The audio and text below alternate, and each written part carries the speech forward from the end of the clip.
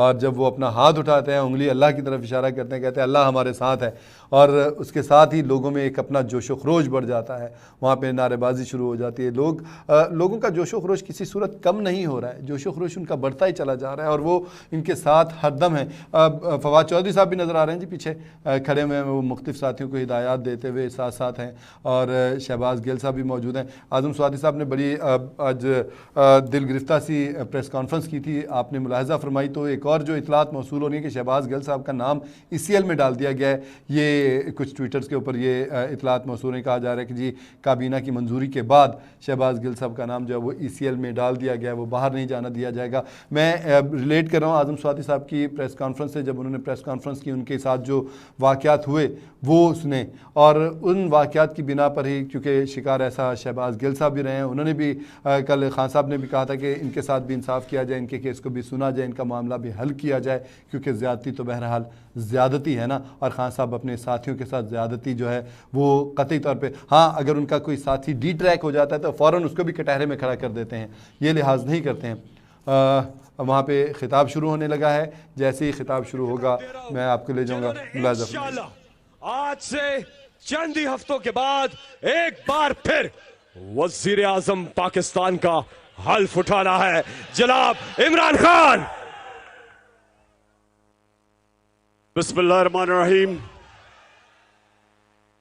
इय्याका नअबुदु व इय्याका नस्तईन। गुजरांवाला, आज मैं सारा दिन आपके शहर में होऊंगा और अपने गुजरांवाला के बाशऊर शहरियों से मैं आज आपको आगे आने वाले वक्त का रास्ता दिखाऊंगा।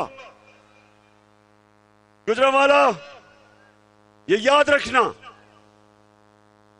कि जब तक के कौम हकीकी तौर पे आजाद नहीं होती, उस कौम की कोई दुनिया में हैसियत नहीं होती, दुनिया में इज्जत नहीं होती, उसके पासपोर्ट की दुनिया में कोई कदर नहीं होती, क्योंकि गुलाम कौम ऐसे है, जैसे मौलाना रूमी ने कहा था इंसानों को कि अल्लाह ने जब तुम्हें पर दिए हैं, अल्लाह ने जब तुम्हें परवाज के लिए पर दिए हैं, तो क्यों चूंटियों की तरह जमीन पे रींग रहे हो? जो कौम गुलाम होती है वो कीड़े मकोड़ों की तरह रहती है, उनके हकूक नहीं होते, उनके लोगों की इज्जत नहीं होती। आजम स्वाति जैसे लोग, सेनेटर, उनके ऊपर जुल्म और तशद्दुद होता है। आम आदमी थाने और कचहरी में रुलता है, उसको बुनियादी हुकूक नहीं होते, क्योंकि वो गुलाम होते हैं।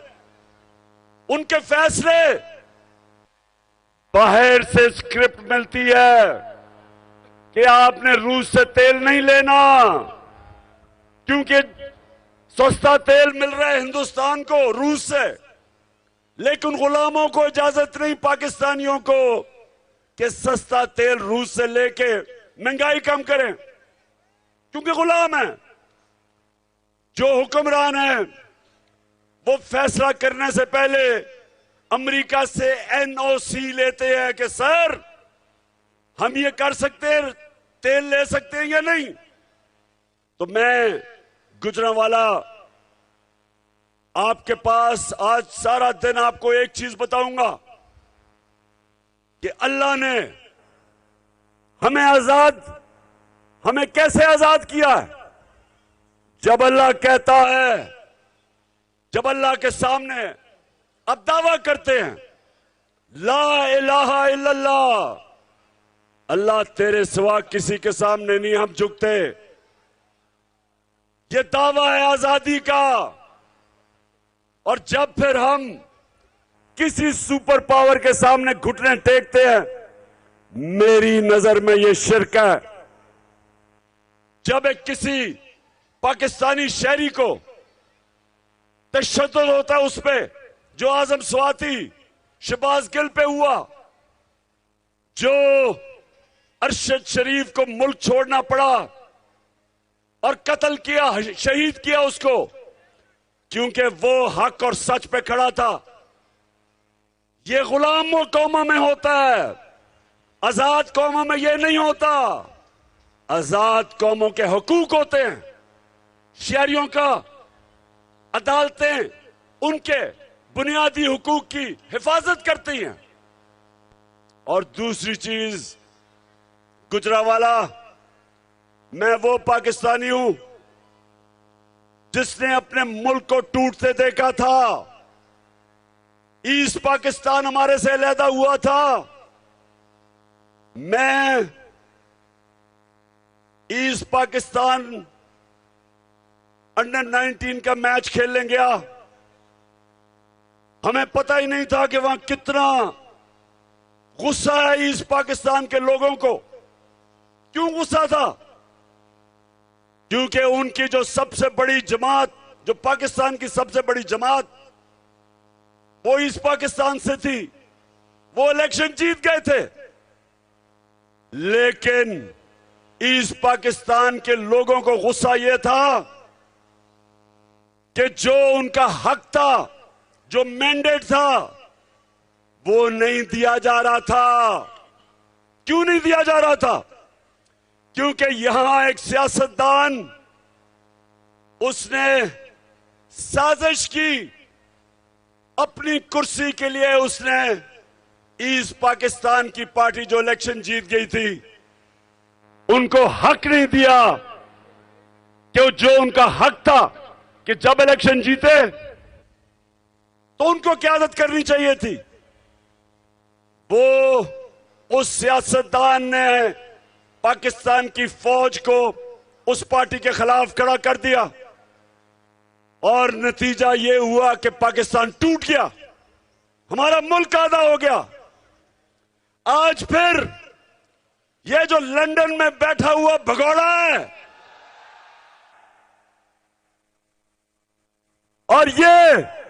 और इस मुल्क की सबसे बड़ी बीमारी जरदारी,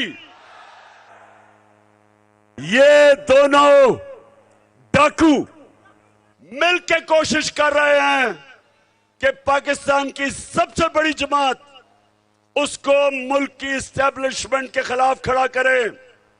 इस्टेब्लिशमेंट को, फौज को बड़ी जमात के खिलाफ खड़ा करें। यह साजिश है, यह मुल्क के खिलाफ साजिश है।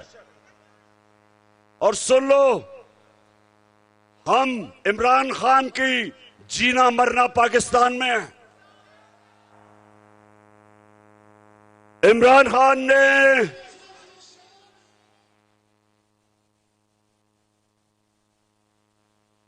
सुन लो गौर से, मेरे ऊपर कोई 30 FIR काट चुके हैं, दहशतगर्दी का केस मेरे ऊपर कर चुके हैं। मेरे ऊपर वो एक इनका शरीफ खानदान का घर का पालतू नौकर, चीफ इलेक्शन कमिश्नर, वो अलहदा मेरे पे केस कर रहा है। उसको तो खैर मैंने अदालत के अंदर लेके जाना है और 10 अरब का हर्जाना करूंगा इस बदनीयत आदमी के खिलाफ। ये सब मिलके, ये सारे मिलके एक इनका मकसद है कि किसी तरह ये चोर ऊपर मुसल्लत हो जाएं और पाकिस्तानी फौज को टाकरा करवाएं। पाकिस्तान की सबसे बड़ी जमात और वाहिद जमात जो एक फेडरल पार्टी है, जो मुल्क को इकट्ठा रख सकती है, इनकी तो खानदानी जमातें सुकड़ के छोटी छोटी जमातें रह गई हैं। ये तो थोड़ी, मैं चैलेंज करता हूं कि जब भी नवाज शरीफ तुम वापस आओ और इलेक्शन लड़ो, मैं चैलेंज करता हूं, तुम्हारे हलके में जाके तुम्हें हराऊंगा।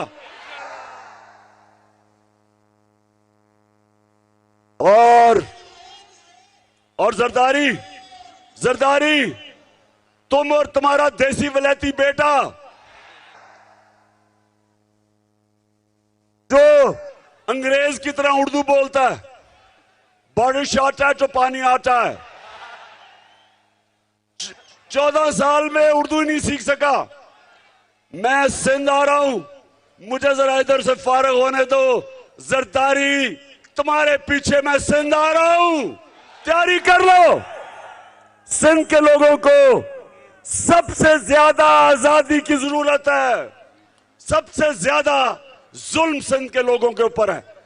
तो इंशाअल्लाह हम वो जमात है और मैं वो सियासतदान हूं जिसने मुल्क से बाहर नहीं भागना। मैं नवाज शरीफ नहीं हूं कि हर वक्त जब उसके ऊपर कोई केस होता है पहले मुशर्रफ के घुटने गोडे पकड़ के एनआरओ लेके बाहर भाग गया, फिर एनआरओ लेके वापस आया, फिर यहां डाके मारे, फिर जब वक्त आया एहतसाब का फिर इसने अपने रिजल्ट जो इसके मेडिकल रिजल्ट थे उनमें भी धांधली की और उसके बाद बीमार करके फिर बाहर भाग गया। और आप इंतजार कर रहे हैं कि जनाब बड़े ताकतवर एस्टेब्लिशमेंट से इसको एनआरओ मिलेगा और ये वापस आ जाएगा, जिस तरह मनी लॉन्ड्रर इसहाक डार वापस आ गया।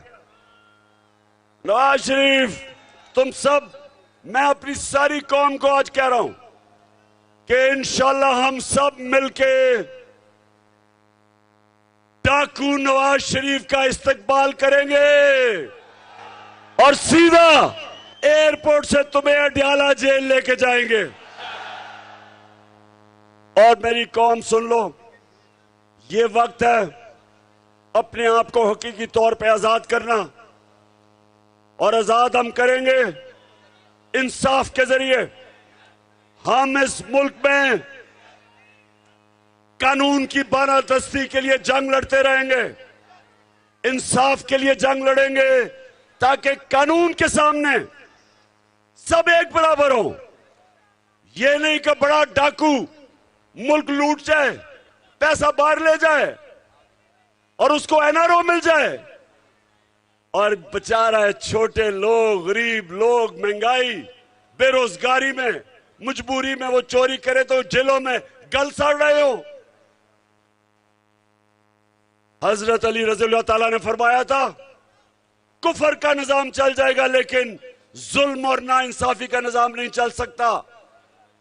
पाकिस्तानियों, यह निजाम नहीं चल सकता। इसको बदल के लिए हमने इसको बदलना है। जब कहते हैं कि कौन बचाएगा पाकिस्तान, इमरान खान नहीं बचाएगा, आप बचाएंगे पाकिस्तान को। आप मेरे साथ मिलकर इस मुल्क को आजाद करेंगे और आजादी, सुन लो, नबी सल्लल्लाहु अलैहि वसल्लम ने मदीना की रियासत में इंसानों को आजाद किया था सबसे पहले अदल और इंसाफ कायम करके। अदल और इंसाफ इंसानों को आजाद करता है, नहीं तो इंसान चूंटियों की तरह जमीन पर रेंगते हैं। ऊपर परवाज नहीं होती इंसानों की जो गुलाम हो, जिधर इंसाफ ना हो। अल्लाह ने बार बार कुरान में हुक्म किया कि मेरी जमीन पे इंसाफ कायम करो। ये इंसाफ नहीं है कि आजम सवाती 75 साल के सेनेटर को तशद्दुद करो, जेल में उसके घर में जाके उसकी पोती और पोतियों के सामने उसको मारो, उसके कपड़े उतारो, उसको जलील करो, उसके ऊपर तशद्दुद करो। आज सारे आजम स्वाति की प्रेस कॉन्फ्रेंस अपने मोबाइल फोन पे देखो, देखो उससे क्या जुल्म हुआ है। और चीफ जस्टिस साहब, मैं पाकिस्तानी कौम के सामने खड़ा होकर आपसे मैं अपील कर रहा हूं, अल्लाह ने आपको बहुत बड़ी जिम्मेदारी दी है। चीफ जस्टिस ऑफ पाकिस्तान का मतलब कि जिम्मेदारी आपकी कि आप आजम स्वाति, शहबाज गिल, जमील फारूकी जैसे लोगों को, आपका काम है इनको इंसाफ देना। केसेस पड़े हुए सुप्रीम कोर्ट में, बुलाए उन लोगों को और कहे कि आजम स्वाति के घर जो कैमरे लगे हुए थे, उन कैमरों में सब पता क्या हो रहा था, क्यों वो एजेंसी के लोग वो कैमरे उतार के ले गए। ऑर्डर दे उनको वापस लेके आए कैमरे, शक्लें पहचाने उन लोगों की। ये सरकारी नौकर नहीं, ये मुजरिम है जिन्होंने उनको मारा, घर में आके पोती और पोतियों के सामने उनको मारा, एक सेनेटर को मारा। और वो क्या कह रहा था, उसकी आजादी राय है, उसको पाकिस्तान का आईन इजाजत देता था। वो कोई मुल्क दुश्मन नहीं था, वो कोई गद्दार नहीं था, वो कोई दहशतगर्द नहीं था। तो मैं चीफ जस्टिस साहब, ये जो हमारी हकीकी आजादी की तहरीक है, हम आपके तरफ और पाकिस्तान की अदलिया की तरफ देख रहे हैं, सारी कौम देख रही है कि आपने इस मुल्क में कानून की बालादस्ती कायम करनी है। अब आपने सब ने मेरे साथ खड़े होकर हल्फ लेना है, आपने सब अपना हाथ उठाना है और ऊंचा मेरे बाद फैसल आगे बोलेगा, आपने सब ने ऊंची आवाज में बात करनी है। जी शुरू करते हैं। बिस्मिल्लाहिर्रहमानिर्रहीम। हम हल्फ उठाते हैं कि हम पाकिस्तान के आइन की हमेशा पासदारी करेंगे। हम कभी भी अल्लाह के सिवा किसी के सामने नहीं झुकेंगे और हम हकीकी आजादी के इस जिहाद में आखिर तक इमरान खान के साथ जद्दोजहद करेंगे। अल्लाह हम सबका हामी और नासिर हो, आमीन। लाजिम है कि हम भी देखेंगे, हम देखेंगे वो दिन के जिसका वादा है, हम देखेंगे, हम देखेंगे वो दिन।